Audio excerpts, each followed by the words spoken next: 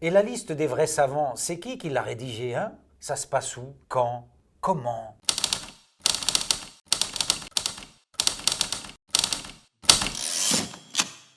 Assalamu alaikum. J'ai une question. Enfin, plein de questions aujourd'hui. Tu savais, toi, que pour être un vrai, bon musulman, un vrai de vrai, et pas un quart de vrai, hein? Non, un 200% certifié vrai de vrai musulman, incontestable, un sah, eh ben tu savais que pour ça, tu es obligé de suivre le vrai, le bon islam, le vrai de vrai, 200% certifié, incontestable, un sah. Et pour ça, tu savais qu'il fallait s'en remettre au vrai, bon, savant, 200% certifié, incontestable, un sah. Ah ouais, c'est pour ça, hein? Ouais, mais alors, comment qu'on sait que c'est 200% certifié Ntassa? Il y a une liste quelque part? Rien que les vrais savants? Et tous les autres, c'est du 200% certifié faux savant contestable Ntatmasrir?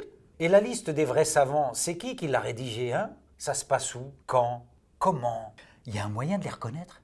Ils sont de la même famille ou fabriqués dans la même usine? À moins que ce ne soit un comité spécial qui désigne les vrais savants. Ouais, mais à ce moment-là, qui désigne les membres de ce comité? Les vrais savants eux-mêmes? Auquel cas, ça veut dire que ce sont les savants qui désignent le comité chargé de désigner les vrais savants. Imagine que le comité en question, qui est désigné par les vrais savants, imagine qu'au lieu de désigner les vrais savants, juste pour blaguer, hein, il en désigne des faux. Ce serait marrant. Non, bien sûr, ce serait pas marrant. Mais avoue que c'est compliqué.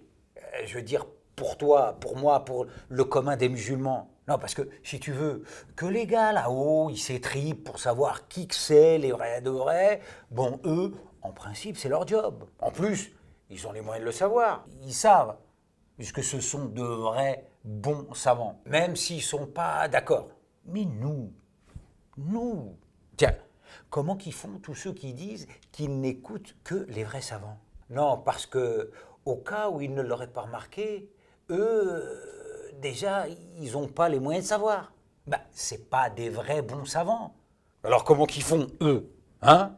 Je te récapitule l'embrouille. Si ni toi, ni moi, ni eux ne sommes de vrais bons savants, et si ni toi, ni moi, ni eux ne sommes dans le comité chargé de nommer les vrais savants, comment que toi, moi ou eux, on aurait les moyens de savoir qu'on est dans le vrai? En fait, ceux qui parlent et qui disent ouais, les vrais savants, la vraie religion, les vrais musulmans, et puis tout ça, en fait, c'est des mythos.